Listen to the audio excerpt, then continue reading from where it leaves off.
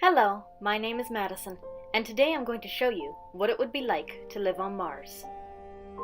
Over the years, our world has become so technologically developed so that an astronaut's dream may come true, a once-in-a-lifetime opportunity to live on Mars. The journey, including flight time, would be 9 months long, and the astronauts would be situated in the Valles Marineris Canyon, which is 4,000 kilometers long and 7 kilometers deep. The astronauts will travel in a solar and rocket-powered spacecraft and will live in geodesic domes where they will gather information about Mars and send it back to Earth, using telecommunications through a radio telescope on the base ground.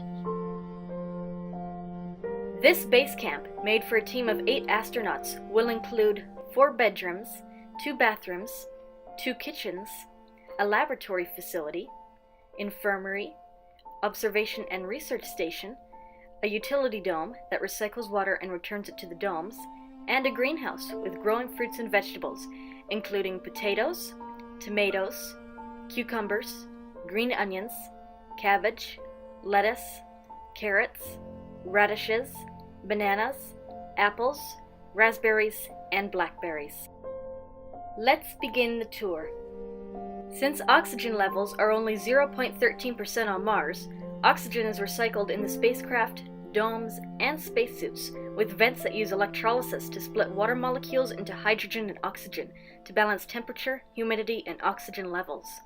In order to maintain gravity and prevent the decrease of muscle mass, the geodesic domes are equipped with PSI pressure calculating vents that are calculated by Earth's atmosphere, which is 14.7 pounds of oxygen per square inch. There are a total of 144 square inches in 1 square foot, and 1,172 square feet in each dome, which calculates to 1,012.608 pounds of oxygen per dome, strong enough to hold the gravity inside the domes for both the contents and the people.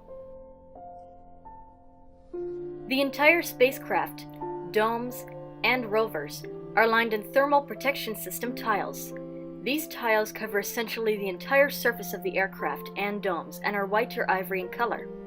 The tiles contain reinforced carbon-carbon, which is used in the rocket nose cap that detaches when landing, and as insulation to the domes, used where re-entry temperatures exceed 1,260 degrees Celsius. High-temperature reusable surface insulation tiles, which are made up of Li900 silica ceramics, used where re-entry temperatures are below 1,260 degrees Celsius. Fibrous refractory composite insulation tiles are used to provide improved strength, durability, and resistance to cracking and weight reduction to the entire prototype model, as well as flexible insulation blankets that are quilted, flexible blanket-like surface insulators with specific heat protection, impact resistance, and weight characteristics which determine the locations, where it is used, and the amount used. This insulation is robust and reliable, making the entire prototype meteorite-proof, UV radiation-proof, and weatherproof to Mars' rapidly changing weather. The entire craft and domes are powered solely on solar panel technology, which provides approximately 3,000 watts per day to power the spacecraft, and another 3,000 watts to power and heat each geodesic dome, as well as 4,000 watts per day to power the rovers, which provide about 4+ hours of traveling per day. After the astronauts land, the only communication to Earth is through satellite computers, which can be signaled using the radio telescope just a few feet outside of the camp. Each call will take approximately 8 minutes to reach Earth. This is the primary source of communication until the astronauts return to Earth. The interior of the domes provide a comfortable living space for the journey of a lifetime, and the exteriors protect from all weather anomalies and are all safe and approved for spaceflight. The approximate cost for this 3D printed design to be brought to life is $12 billion, but if created properly, could be the successful prototype for the first humans to colonize Mars.